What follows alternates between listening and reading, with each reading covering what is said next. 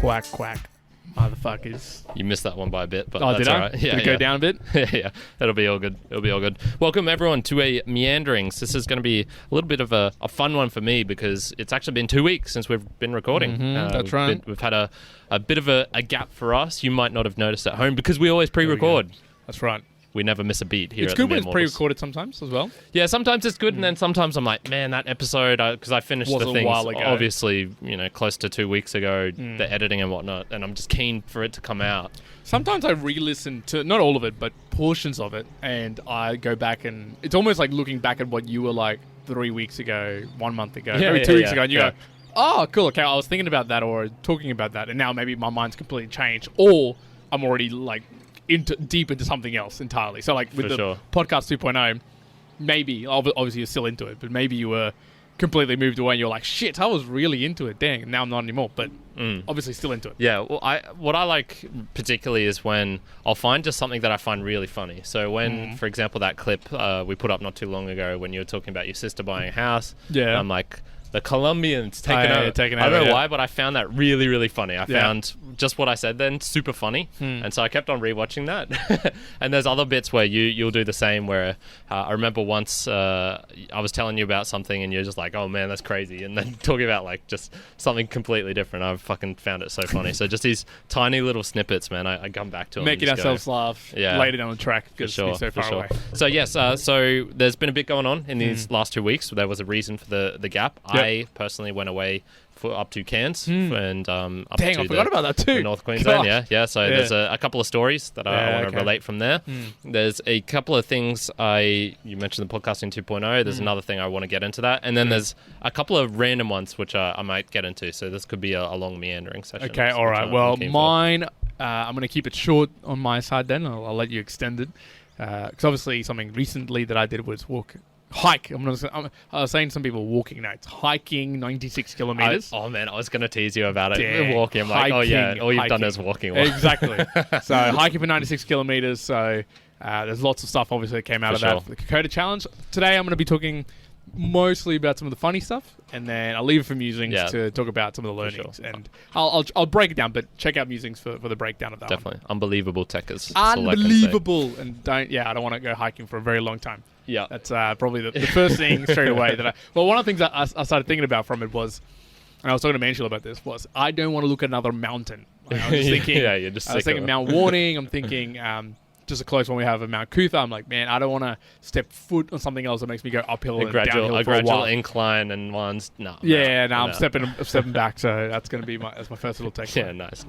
So you did actually mention about seeing the difference between in the past, and so I think you'll instantly look at this video and realize, holy shit, you're in the presence of a champion. That is indeed correct. All right. The Mere Mortal Champions. I'm going to change the name from the Mere Mortals just to the Champions. Just the Champions. So one thing, if you're unaware of, that they do in North Queensland is racing. And what sort of racing do they do? Cane toad racing. So if you've never been up to Port Douglas, which is, so for those just listening, especially the Indians, shout out to all the Indians listening. There's been a huge increase of Indians watching. That's right. In North Queensland is the northeastern state of Australia. Closer up to the top, the little peak bit, I don't know what that's called, up in that area. Just point of Carpentaria? Something like that, yeah. Below that is Cairns, one of the biggest, I suppose the largest city that's the northest, in the northern part. And then further up from that, a couple of hours, is Port Douglas. And Port Douglas was famous, I believe, for the shooting that happened there. Is that correct? I didn't even know. That was a shooting. The last mass shooting. Not famous enough. The last mass shooting in Australia. It was in Port Douglas. Was it? It could be. I should have said that. Do you want to look that up? Yeah, while I'm doing my story. Anyway, North Queensland, and I'm not even sure if North Queensland in particular, potentially, is famous for its cane toads. If you ever watch one of the rugby league matches here between Queensland and New South Wales, the cane toads are the Queensland mascot, I guess, is what you'd call the moniker, I guess. And I think you were getting mixed up with Port Arthur in Tasmania. The mascot. There you go. Pretty close. Port Arthur mascot was in 1996. 3,000 k's. Yeah. Only the opposite side of Australia, all the way to the bottom. There you go. Anyway. All right. Well, Port Douglas is a nice place anyway. And yes, so up in this area, there's lots of cane toads, and just for whatever reason, they have cane toad racing there. So they do it, yeah. This is how often do you think they'd have cane toad racing in weekly? Port Douglas? Weekly, yeah, it's got to be weekly. Bi-weekly, I guess, 2 times a week. 2 times a week. Another bloody annoying thing. Yeah, bi-weekly. I hate bi-weekly.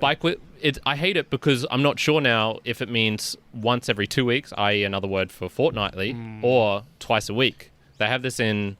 Well, no, it's going to be. I would say it's definitely going to be 2 times a week. You would think, yeah. But going online and reading, no. Really? Well, that's the reason a bicycle is called a bicycle, because there's 2. But you could also say 2 weeks. I don't know. No, wrong. God damn it! Who if there's if there's someone out there who says bi-weekly and means it to be fortnightly, I agree. It's super stupid, but whatever. Anyways, yeah, okay. So it's two nights a week on a Sunday and on a Tuesday, I believe. No, Sunday and Thursday, maybe. Okay. And so I was looking. So we heard about it. We went to one of these Arthur. You put Arthur in my name. Hartley's Adventure Park, Hartley Zoo, whatever it is. Hartley's Crocodile Adventures, and it's essentially, I would say, a mini version of Australia Zoo. Slightly more. Bogan's not the right word. More American in a way. I felt really American going there. Yeah, I just felt like this is what Americans would go to. Maybe it would be sort of, the Tiger King, whatever his name was. I know. Who sort of about, yeah. that sort of a feel of a zoo, a bit nicer, but it still had that feeling of like, gawking, like going in there and just no safety barriers, for example. Sure. If you want to jump into the enclosure with the Croc, it comes up to this high on me. I could do it. I did also see a kid get reprimanded for sitting on top of the area that leads into a crocodile farm where there was, 1,000 crocodiles in this enclosure. And the guy's like, get off the thing. What are you doing? Down before you get killed. With his back to it, of course, as well. So he'd fall over backwards into it.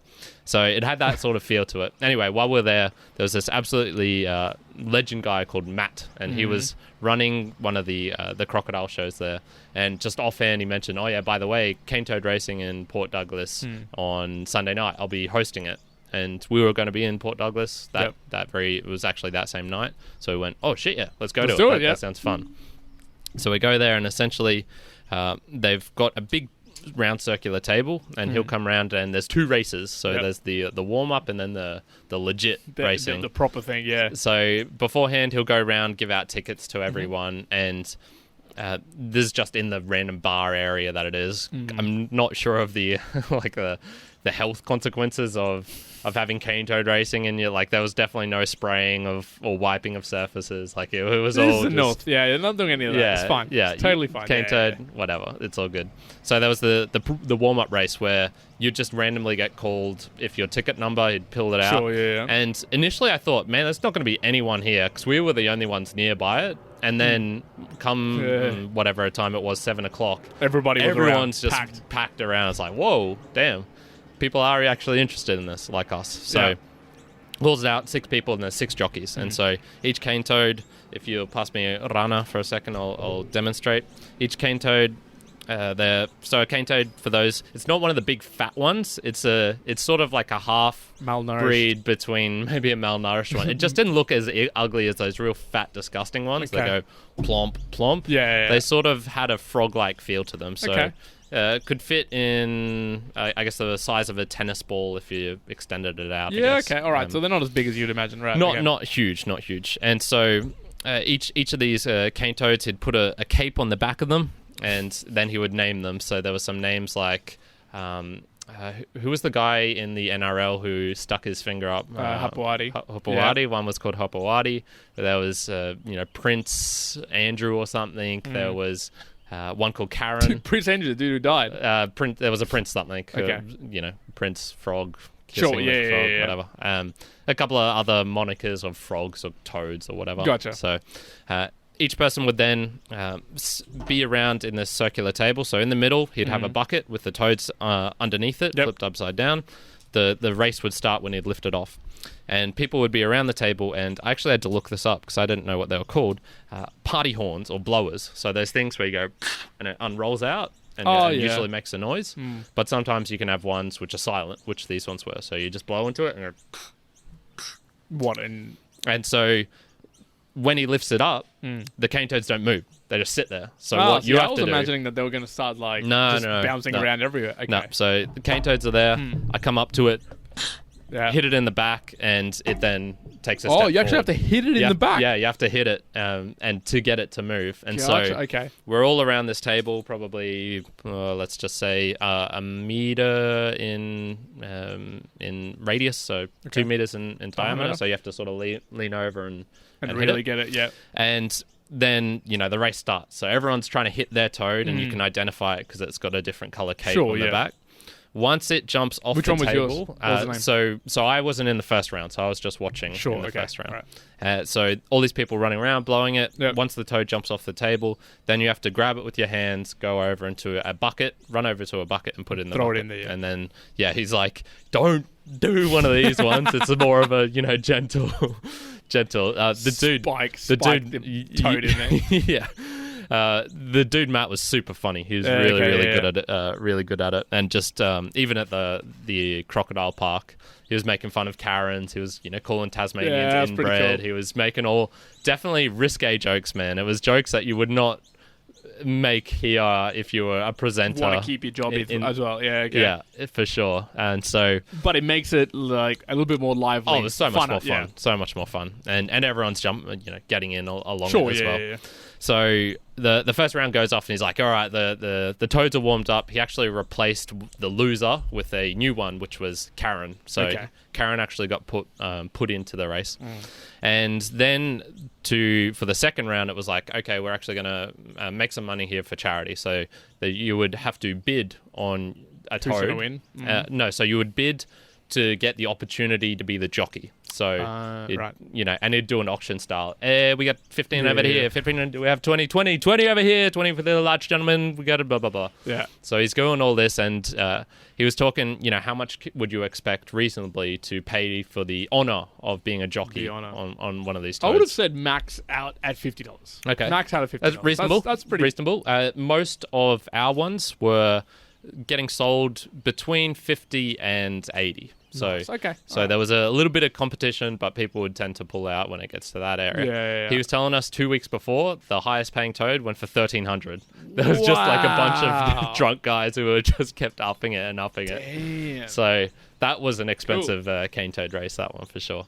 So we were doing it. I don't even think I was personally thinking about chucking a couple of bets in. They went, no, leave it alone. I don't really care that much. I'd rather just watch other people. However, knowing my dad, I was like, oh, he's probably got something in store here. Yeah. But I thought he would have maybe done it twice for me and my brother. Sure. But getting up to the final round, nothing. So I just went, oh, okay, maybe he's not going to at all. And then, bam, he's into the action. And he kept on going and going. I think he said he would have capped out at 100. Yeah. But he got it for a score at 70, Kyrin. Nice. Kyrin, you got a Kyrin. Got Kyrin. So then, there's my brother and me to choose from. I think my brother was a bit iffy on it. Well, he said he would have done it, but I think I would have enjoyed it more than he would have. Okay. So my dad chose me.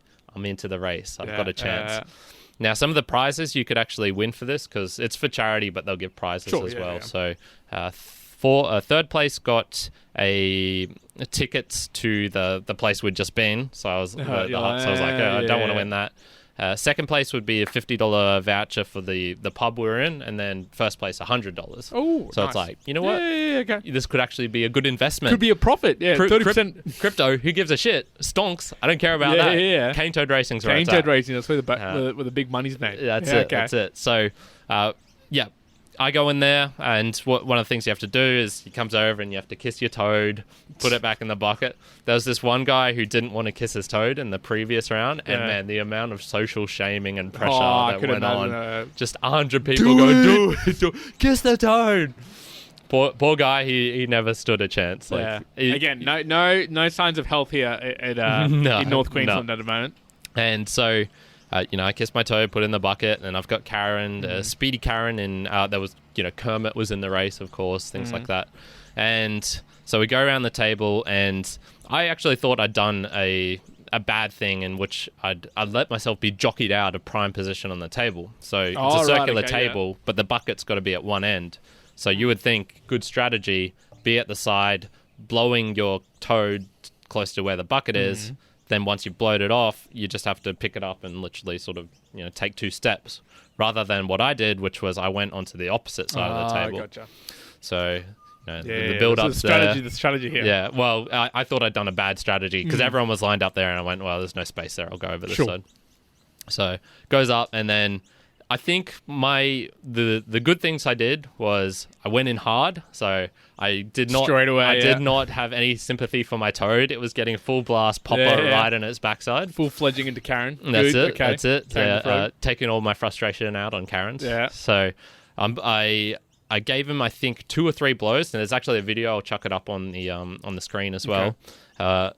And yeah, I think I was the first off of the table for my toad, and like I said, I was around the other side, and then the other thing I did good was just no hesitation in trapping it, just grabbing it. There was a couple of girls playing, "Ooh, slimy toad." Yeah.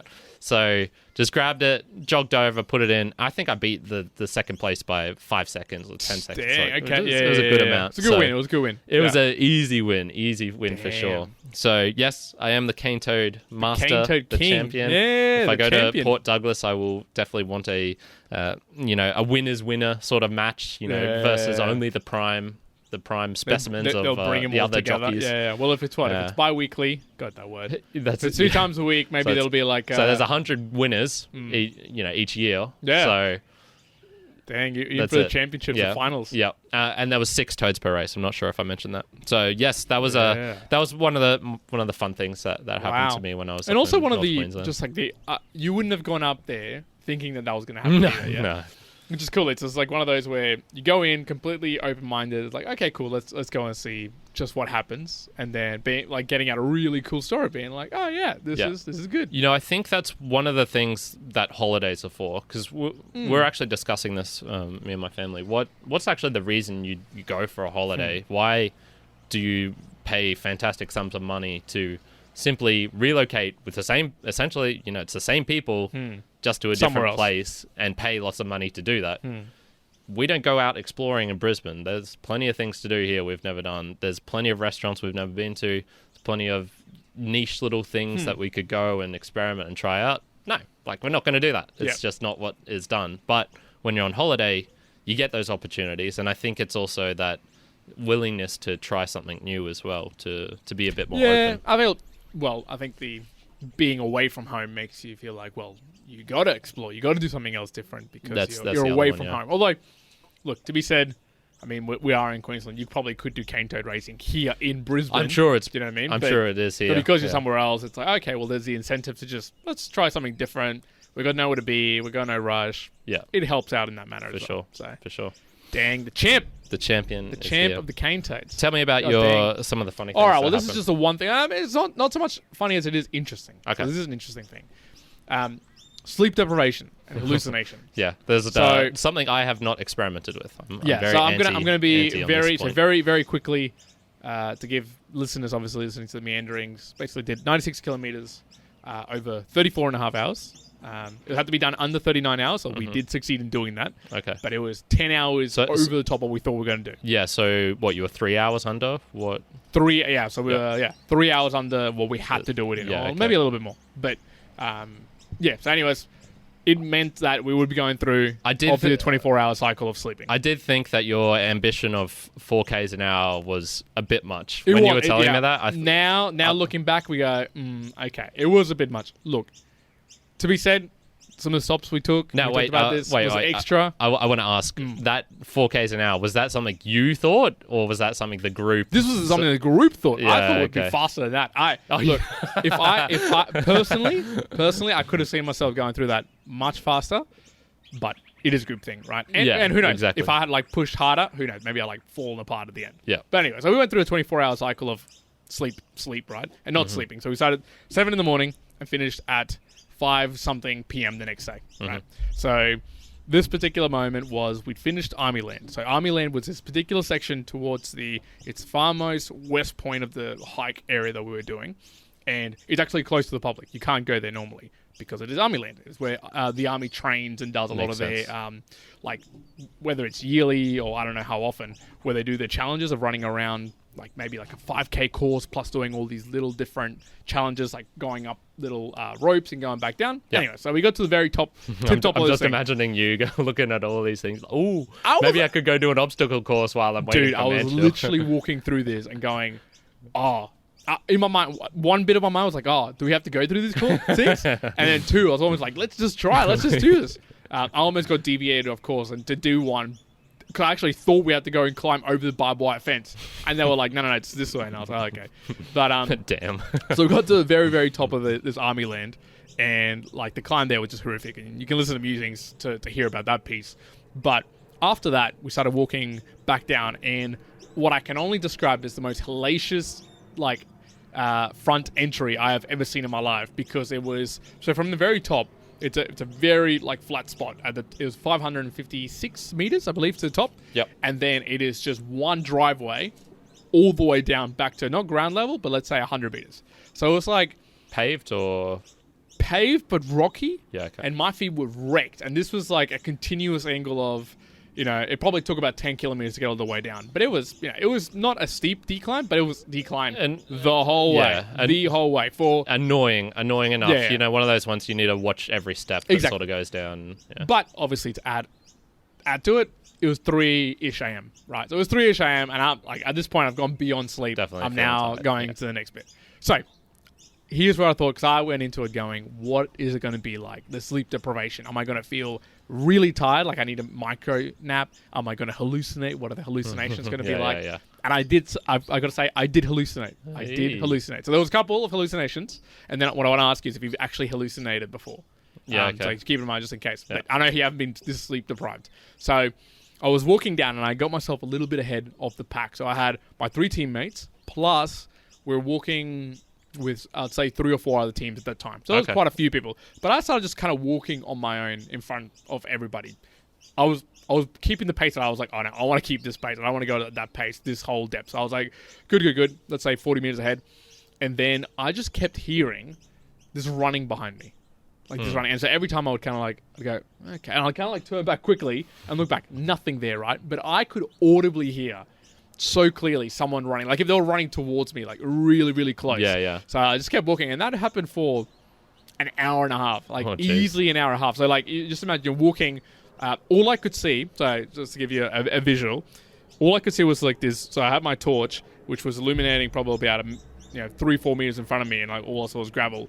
I'd look up, and there was a tree lining this particular driveway road, and all you could see was basically like the Milky Way on top, and just like darkness everywhere else. And every time I would turn back, all I could see was like just these bright lights.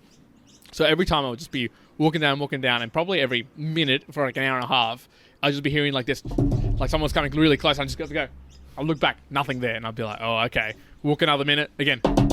I'd be like, oh, dude. Then I was like scaring myself at some point. Like there was 40, 50 minutes. I was like, there must be something here. Like someone's playing a practical joke on me. But nah, like, because then I asked Menschel and I asked a couple of other people, like, someone running towards me? No, there wasn't. So it was just complete just... So was it a constant running, or just it would pop up every couple of minutes?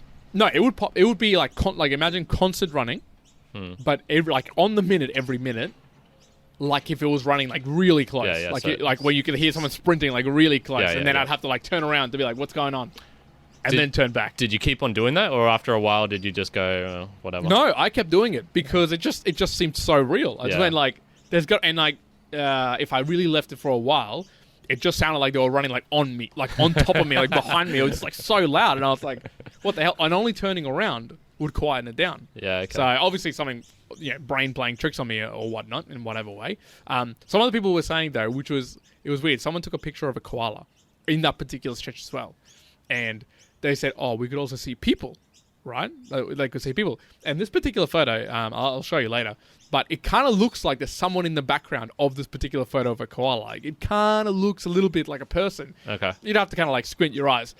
But what did top it off was this area was army land. We were walking through live firing ranges, and they had shut them down, obviously, for this particular one. But people were saying like, oh, is it army people still out there like checking out? And they did say they'd had spotters out on the course, various areas, to keep an eye on people, just to check where you're up to and checking on your bibs and whatnot. So were there people out there? Maybe. I don't know. But all I can say is, I had people running after me. Yeah, the invisible ghost running after me. The only time I also experienced the hallucinations was then, fast forward 12, 13 hours later, when I was going through this area called Hellfire at the very end. And man, it's absolute hell. But every time I would keep kind of looking at the distance, and it was me just wishing that we're coming to the end. So I would look at a corner, and everything to me would seem like a gate, like a road, like a road sign. So I would look ahead and be like, I wouldn't say it out loud just in case I was wrong, but I'd be like, there it is. There's the gate. And then we kind of get closer, and I could just see it. It's just the gravel going around again, or just trees. And road, like to me, I would always see road signals, and it was just a little bit of patch of blue sky coming through the trees, and I just fantasized that it was in the shape of that. So, man, there was just like so much of that. But it was happening like constantly. But from that point onwards, from 3-ish a.m., like I was seeing things the entire time. Like I would be seeing like cats. Like I would see like a cat like on this hike that I was going. I'm like, okay, cool. Don't know if it's there or not, but okay. But yeah, you start hallucinating like hardcore. I was like, damn. Right. So. All right, man. Yeah. What about you? No, I think this might be why I struggle to believe in ghosts, for example, and mythical and paranormal things. Yep. I personally have never seen something that made me just go, well, that, and realizing that it's also not real at the same time. So yeah, okay. No, I personally, I can't recall any that I've had like that. Yeah. Okay. Yeah. Yeah. No. I've got to say that obviously it was the first time, and not that it makes me believe in ghosts. Still not. Cause it very much. I'm like, well, that was my brain playing tricks and doing whatever to just make me think. Obviously, I'm in an awake state for too long. You know, circadian rhythm is completely gone. Yeah, shot. So it's like, okay. If a ghost appeared in my shoulder here or your shoulder there right now, that might be a bit of a different story. That makes me think. But yeah, that wasn't enough. It wasn't enough to turn me into a believer in ghosts. Yeah. But yeah, it was freaky. It was freaky for a big period of time. Yeah, so, for sure. The other crazy thing as well, I want to show you in Meanderings, how fast do you think the winners of the 96-kilometer hilly run did it in? Well, see, I have a feeling that you might even get some ultra marathoners in there who just do this sort of shit for a laugh. So I wouldn't be surprised if 96k. I'll say 14 hours. 14 hours. Yeah. Dang, you think people are that fast? These are hilly places. I think it can be done. Yeah, dude. Yeah. Sub 12 hours. Damn. Sub 12 hours as group before did it, and I was just like, that is such bullcrap. Such bullcrap, in fact, that what did I do? I did a marathon in 16 hours. Well, I did 2 marathons, obviously. So back-to-back marathons, everybody, finished. But these not count. by the time I was just getting to the marathon, these guys were finished. Yeah. And I was like, holy crap. Yeah, that's insane. Yeah. Yeah. It's fun every now and then too, but you can't look at that and think that's normal life. Yeah. So the average, to give you an idea, the average was 21 minutes and something kilometers, minutes per kilometer. Yeah. And I would dare anyone to do any of those hills at any faster pace than that. Like genuinely, probably you could. Actually, you could, but just try doing a couple of kilometers in those hills. They're no joke. Just big so, stuff. Yeah. So, yeah, for sure. Damn, that's some cool stuff, man. Yeah. I like it. You just reminded me something. So there was in this book review I'm going to do of Gold's Book of Fish. Gold's Book of Fish. Yeah. Okay. It was a decent book. It was surprising. I wasn't sure what to expect coming into it. So it's definitely not my style. It's very artistic in nature. Very. It's not completely fictional, but it's one of those sort of half truth, half fiction, based on a guy who actually existed, but not. It was like all sort of very weird much shit a mix. going on. Okay. And it just got me thinking about insanity and how insanity, for me, I can actually make sense of it in the sense of if you see things like that appearing in your head, you're still acting rationally in a way to try and explain them. So from the outside, it might look like, oh, that guy believes in ghosts and thinks the ghosts are telling him to do things and et cetera, et cetera. Yeah. Of course, you look from the outside and you see a snippet of that and you're like, that guy's crazy as shit. But I think for most people, if you looked inside of their heads and went, oh, that's what they're saying. That actually, I could make these same choices. I could believe this thing because if you're accidentally not accidentally, if you're in the MK Ultra stuff and don't know it and you're getting drugged up on LSD and shit, and just like we are now, if a ghost appeared right here, right now, I'm not thinking, the CIA, laced my water bottle with LSD. It's just, holy fuck, that's what what's the hell happening, just happened? Well, it's like, imagine if in the same sense, obviously I was sleep deprived, but if someone who's insane sees individuals, or let's say there's someone here that's talking louder than you are talking in front of me right now, and you gotta pay attention to that person or whatever it is because it's louder. So I've got to tune you out. Yeah. To the external person, it might seem like, okay, well, they're crazy. What's going on? For sure. But to you, it's like, well, I can't hear you. Like, this person's talking too loud. But that's what's got to be done. So yeah. In this book as well, there's a bit of torture going on because it's about the penal colony in Tasmania, in particular Sarah Island, and of just Australian convicts going there. And there's one torture he has to endure, which is called the cockchafer. The cockchafer. The cockchafer. And basically what it is, I tried searching this up online. I think it might have been a thing, but also this could have been an invention of the author. It's hard to tell. And essentially what it was is a big circular drum, really long, with imagine like a steamroller wheel that you can sort of run on.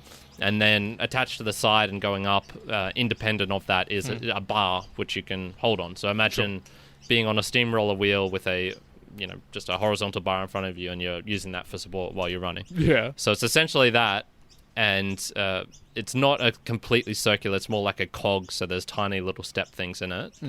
And what they would do is just get prisoners on it, and then you just have to walk. And it was called the cockchafer because through so much walking up and down stairs, shave yourself. Your cock is definitely chafing. And it was But what, they just would do that as in like just a punishment, just a torture thing. So once again, I'm not 100% sure, but I did see at least a couple of pictures that looked olden day, and so it's hard. Bullshit. So, should have done the hike. Should have made them do a 96-kilometer hike. Just from the general history you've heard of, witch hunts and things like that. What do you think is the worst torture device that you've ever heard of? I think it's called the brazen bull or the oxen bull. Yeah. Whatever bull it's thing. It's have you heard of it? I know what it is. Yeah. But explain. So basically, for the listeners, it's where they would have basically a bull in the shape in a metal bull. Yeah, real life. They would open it up and then put you inside of it. So it is kind of like the size of a bull, but it's still pretty constricted in there. And then they just heat it up. Basically, they just heat it up with fire. And so you'd be in there basically boiling yourself alive. Yeah. But I would imagine that would be so painful because it's not like you would die straight away. You just start getting burned from the metal initially. You'd be like, I'm burning, and your skin would start like burning and plastering to the metal, and then you'd start overheating, and then eventually you'd just die. But no, that would not be fun. Yeah, for me, it's not a particular device, just ways of doing things. So, for example, I just hearing of this stuff, I don't think personally I would be as scared of those ones where it's the Iron Maiden, for example, where it's spikes coming in and spiking you. For me, that sounds quick. If not quick, at least it's not as. There's a feeling, for example, when they do stuff with the face or teeth. They're pulling your teeth out, or they're putting a thing here for a rat to go into your eye and eat out your eye from the inside. Things just with the face in general, really, those ones really freak me out, as well as the stretching type of ones. So where they'll be, I think the stretching's, yes, all horrible. Yeah, this is there was one from. I could do any of these things. Come on, Hardcore History, that they were talking about one of the punishments that they would do, and it was. You'd be, I don't know, I think we hanged up, not like crucified, but you were hung up on like a pole, and basically they would get like a hot piece of metal, or at least like a tongs kind of metal, and they'd come in and they would perforate your skin and your like muscle and whatnot, twist it and rip out a hole basically in your skin while you're alive, right? You've basically got this chunk ripped out of you, and then they would get like molten metal poured back in there so that it would solidify, right? So you wouldn't die, but you'd have like this just incredible pain, and they'd do this all across your body. Then they would get horses to quarter you, so like actually pull you apart. Yeah. And then all the parts would then be hung up, and people would normally still be a little bit alive, like could just be like your body and your head, and then they'd leave you up to like for birds to eat you or something like that. And this was all obviously back in those days in the 1600s ish. Obviously a show, so you have your whole crowd like looking in, being like, yeah, and you'd I remember in Hardcore History, I was talking about it. It was such a show, like the way that people would write about it and whatnot, that it was like you would take your girlfriend there for a date. Like that would be a date scenario. In the equivalent of like bring some popcorn, they would bring food along and you would watch. You would like set up a time. It's like, oh, you know, this show's on at 8:30 a.m. Let's go check it out. Let's go see a man get quartered. Yeah. And it's chunks of his skin get pulled out and silver or whatever metal it was poured into his skin. Yeah, there's definitely... I can see part of me... And they say today that, you know, R18 rated movies and whatnot, and it's like, oh, it's pretty dangerous for the kids. Shut up. There was people back in the 1600s watching humans get dismembered and getting ripped apart, and... Okay, maybe... Oh, well, there you go. Maybe they continued on that prophecy, although at some point it had to stop. So, yeah, who knows? I think that there's definitely a fascination within humans for that sort of stuff, but I think for me personally, I really hope I would have been one of the people to maybe go check it out once and then see, you know, hear the screams, hear the slaughter, and just go, I think everyone would have enjoyed it. I don't think they would... I think it would have been... Because it would have been the social norm... You would have had to be someone who's not part of the norm to actually put yourself for sure. out. And then also there's a justification. You know, this guy was a rapist. This guy was a pedophile. This guy was etc. Yeah. You know, he did all of these things, and you go, well, yeah, fuck that dude. It's almost like a township level of like being okay with something that's happened. Like if someone's stolen from someone else from the town, then the whole town comes out and watches like this person get absolutely dismembered. Everyone's like, okay, good, we've sorted with that. Everybody's learned not to go and steal. Cool.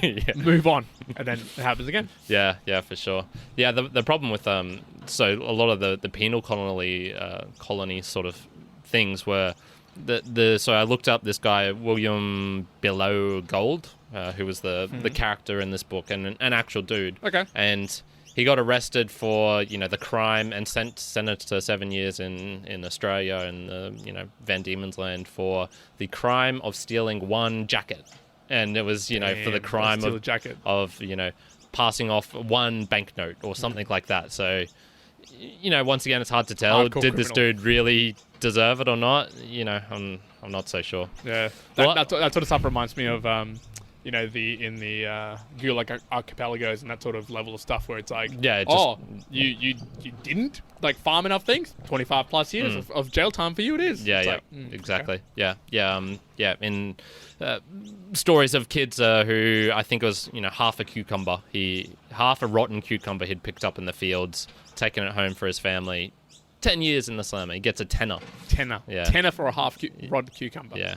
Crazy shit, man. Gotta learn, kids. Gotta learn. So the last one I particularly had for today was Giving Back Feels Good Man. Insert feels good man thing here. Giving back feels good, man. So giving back. So there's one thing I've really been... And just excitement, man. So the podcasting 2.0... Holy fuck! He's on it, boys and girls. Yeah, he's loving it. I'm getting into this stuff. I've joined all of the things. I've joined the Mastodon account. I've set up it so you can actually stream things to us. I was saying last time, it's actually too hard to do that. Wrong, past Kyrin. No, you can do it. It's possible. You just have to be willing to put the effort, put a teensy bit more effort in, and it was not impossible, and once you've actually got it up and running, it's so simple. The funny thing is that it's always the case, right? When it's hard to get into it, that you don't see the market penetration. And you know this is going to happen.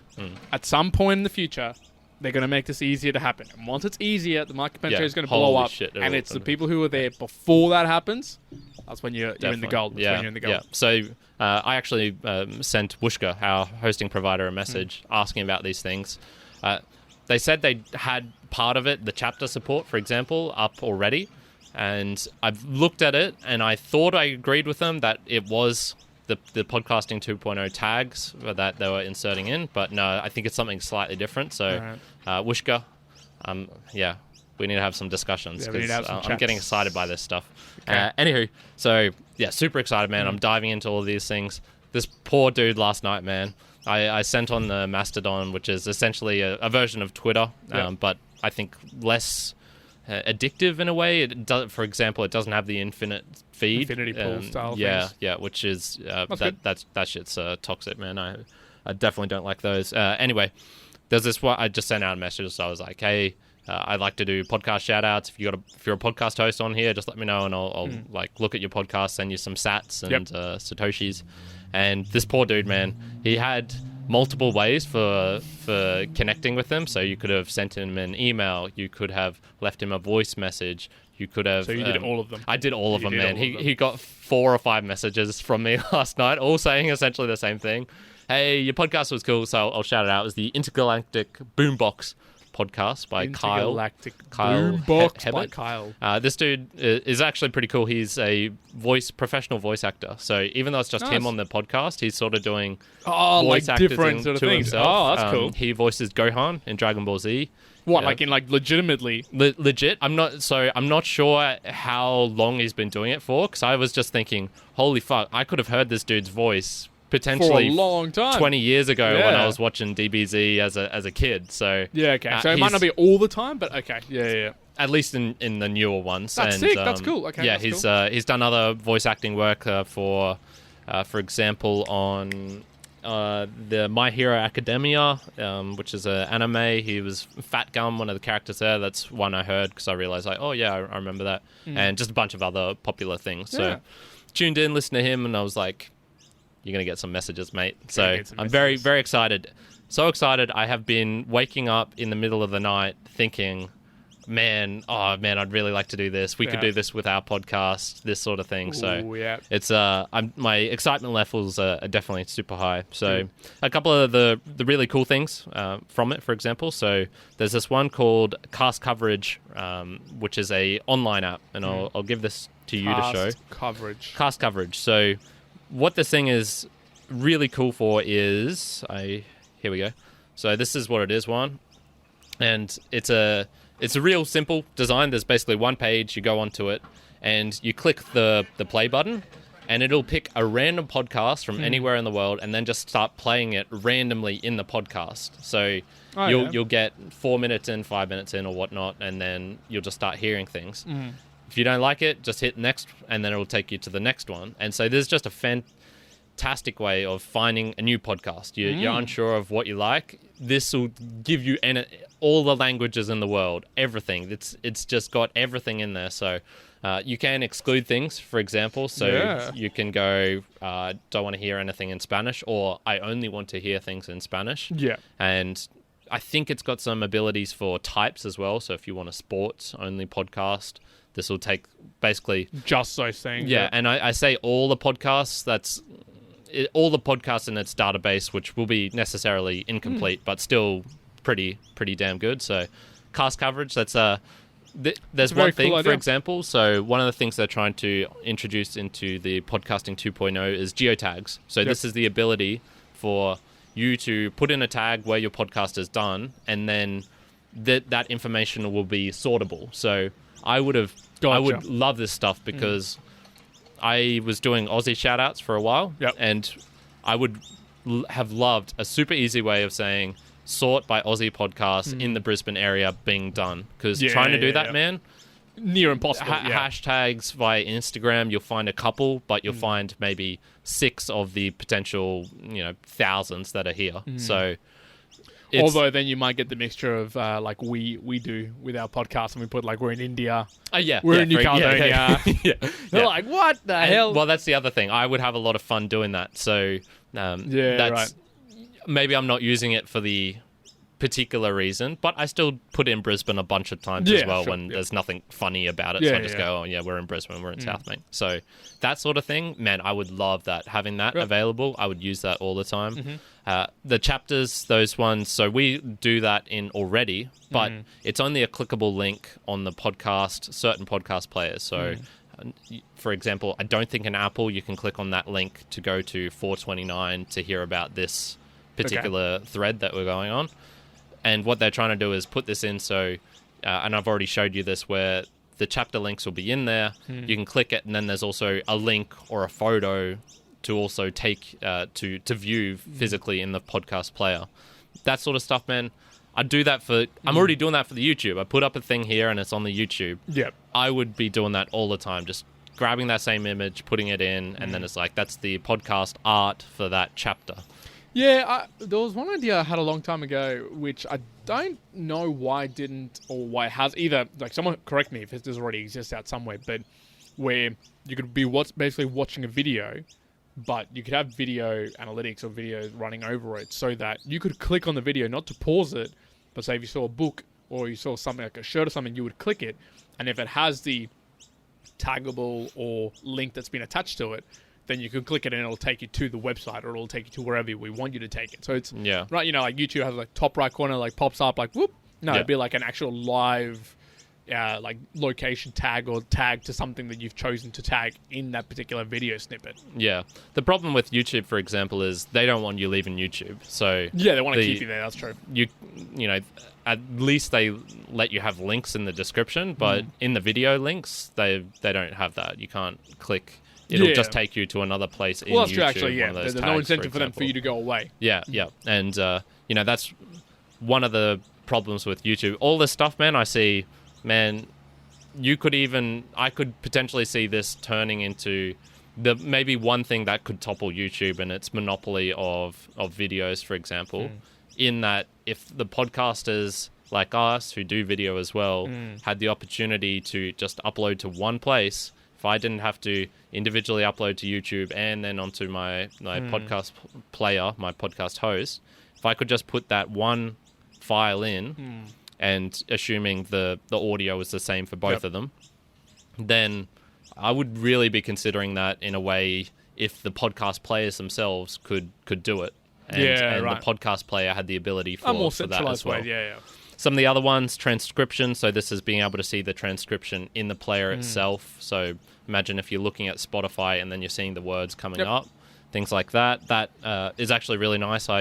There's so many things that they're starting to put in this stuff, which I would have thought, man, I would never use that. And then now that I'm using it, holy shit, I can't go back. Yeah, you know? You're like, oh man, what the hell? Yeah. The only reason I have clicked on Spotify at all in the last 2 weeks is because they still have the feature of being able to share directly to the Instagram story, which no other player I've found has. Okay. So I actually said this on the Mastodon. I was like, if any of you use it, if any of you put this in, I will use your player pretty much exclusively. I don't care how shit all the other stuff is in it, even if it doesn't have some functionalities. So there's so many cool things. I haven't even got to the Couriercaster and Breeze. So there's the ability to send micropayments, and Podfriend also can do this as well. So there's sending those Satoshis, the 100 millionth, I think it was, of a Bitcoin, being able to send them to other people. And we've actually... Our first revenue one. Woo! First, thanks to some Satoshi. Thank you to and who did it come from? None other than Chad. Chad F. Chad. That's our first. So Chad F, you are the very first person to actually, I guess, send us Satoshi. anything of any value at all.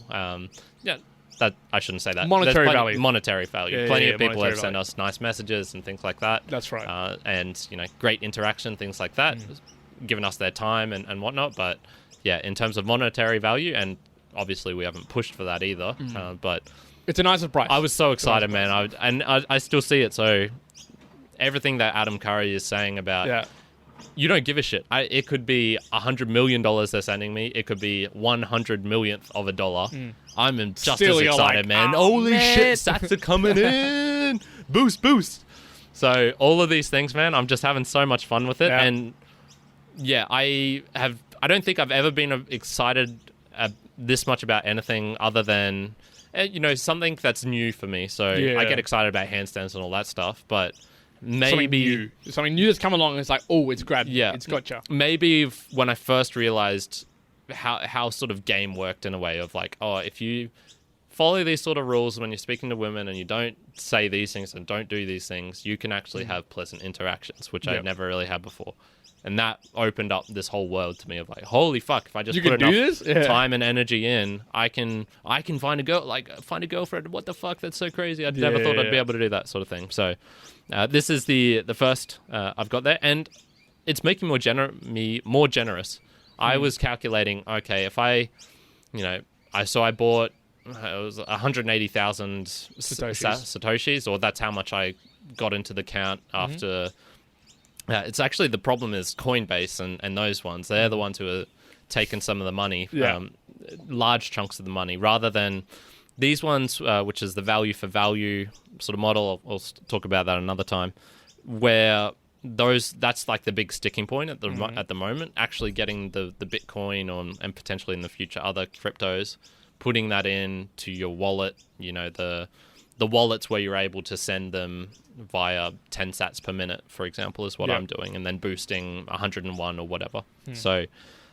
There's a couple of apps. Curiocaster, Breeze, and Podfriend are the ones I've been able to use so far. I think there's one or two others which are applicable for people with Apple, which I don't have, so I might have to just wait for those ones. Yep. And yeah, just so much fun. And like I was saying, making me more generous. So I put that much on. I've gone through almost half of it already, and I was doing some calcs in my head and thinking, I could probably extend this out to about half a year. Yeah. It's been a week and I'm already half gone. Dang.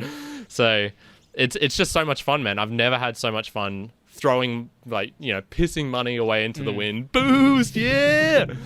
And it's, in other cases, so it's made me realize value that I've got from other places and haven't returned that in. So, for example, Spanish Dict. DICT, as in Spanish dictionary. That is largely responsible for why my Spanish is where it is at the moment. Yep. So one of the best online dictionaries I've ever, online translation services I've ever found. And you can type in basically anything. It'll spit out some stuff that's wrong, but the core of it is going to be be like the conjugations, all those sorts of things. Obscure words that I'm not going to find anywhere else. They've got. It's going to be good as well. And I realized I've been using an ad blocker on that site for the past 3 years. And so when they finally actually asked me this time, saying like, hey, we've actually put this in, so unless you disable your ads or you pay for a premium membership to be able to use our service, you're not going to be able to use it. And I just went, I want to, these people deserve my money. Yes, take it. Yeah, so it's still a struggle because I did actually come to a realization recently of like, I probably will stop using this as much. Yeah. And so then it was like, if I take it away right now, like maybe I can still get some of the money back. And then I just went, Kyrin, they deserve it. You know, no You've matter used it for 3 years, yeah, even if you never use it again, they definitely deserve your money. Yeah. So things like that. Even I think this is me talking maybe in the future, but I think the next time Wikipedia asks me for money, I'll also give them some as well because it's been used so much. That's true. I use it so much that you know what, they probably do deserve some. So that's man, I'm just having lots of fun doing it, and more of this will come in the future. People, good. So. All right. This has been a huge episode. So. That's pretty much it for me on this Meanderings. Yeah, more to come in the future of podcasting 2.0, value for value, and tune into the musings for Juan's deep learnings of walking. 96k. Hiking. Everyone, thank you for joining us. If you can do all the nice things, you know what they are at this stage, and we will see you on the musings. Good. That's all. New models. One out. Kyrin out. Oh, whoa.